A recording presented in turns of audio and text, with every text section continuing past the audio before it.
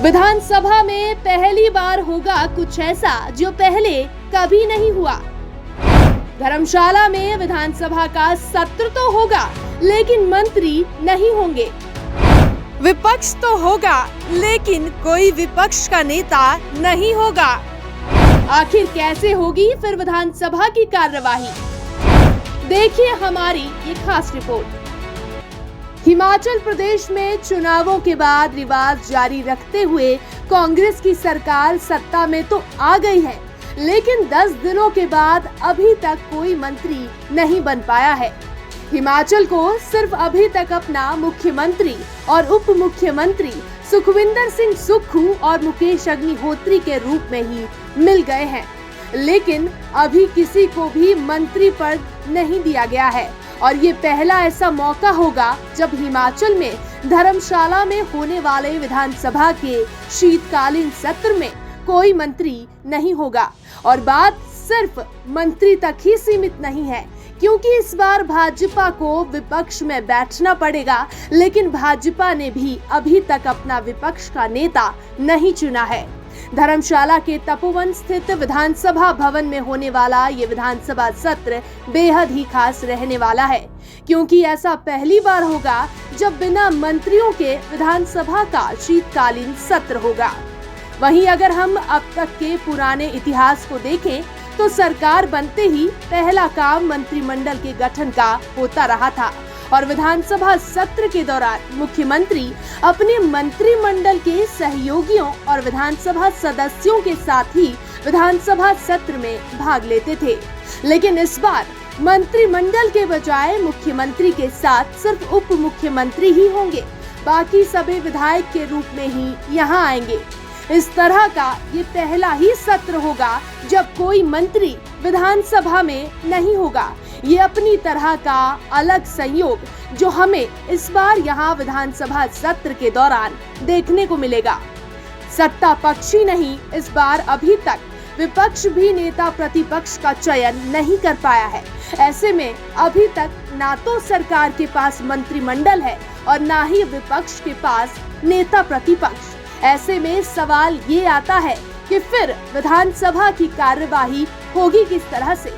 आपको बता दें कि हिमाचल प्रदेश की 14वीं विधानसभा का प्रथम सत्र 22 से 24 दिसंबर तक विधानसभा सदन तपोवन धर्मशाला में होगा, जिसमें 22 दिसंबर को शीत सत्र के पहले दिन सुबह 11 बजे प्रोटेम स्पीकर चंद्र कुमार नवनिर्वाचित विधायकों को शपथ दिलाएंगे।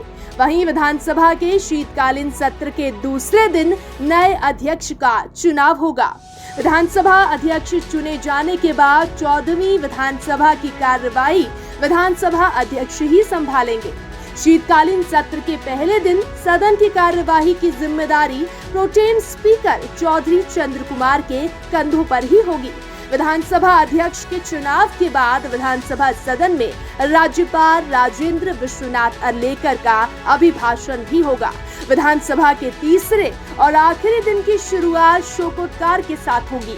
हिमाचल प्रदेश विधानसभा के नवनिर्वाचित सदस्य विधायक विधायिकारियों के साथ राज्यपाल के अभिभाषण पर धन्यवाद प्रस्ताव पेश करेंगे।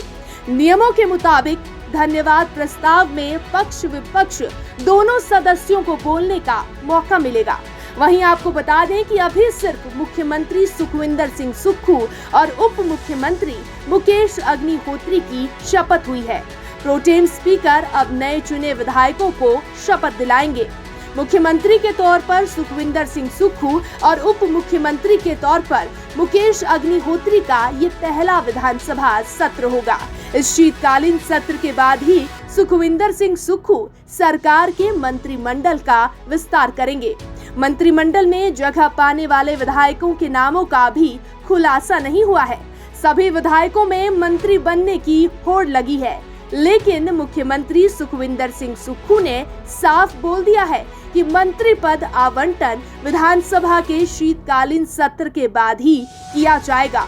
हालांकि कहा जा रहा है कि कुछ का नाम मंत्री पद के लिए लगभग तय है, जिनमें कि शिमला ग्रामीण से विक्रमादित्य सिंह, शिलाई से हर्षवर्धन चौहान, घुमारवीं से राजेश धर्माणी, जुब्बल कोटखाई से रोहित ठाकुर और अनिरुद्ध सिंह में से किसी एक को, किन्नौर से जगत सिंह नेगी, धर्मशाला से सुधीर शर्मा, जवाली से चंद्र कुमार, कुल्लू से सुंदर ठाकुर, सुजानपुर से राजेंद्र सिंह राणा विधायक कैबिनेट में जगह पा सकते हैं।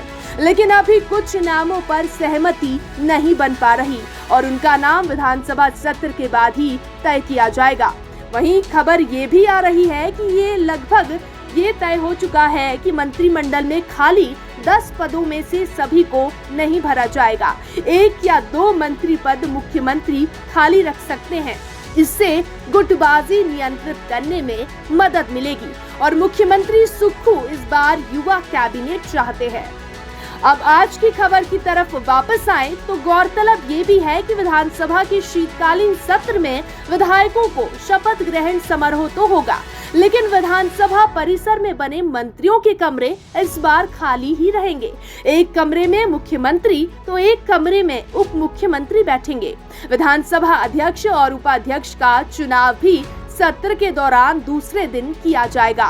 जवाली के विधायक चौधरी चंद्र कुमार को प्रोटेम स्पीकर तो बनाया गया है, लेकिन स्थायी विधानसभा अध्यक्ष कौन होगा, इस बात को लेकर अभी स्थिति स्पष्ट नहीं हो पाई है।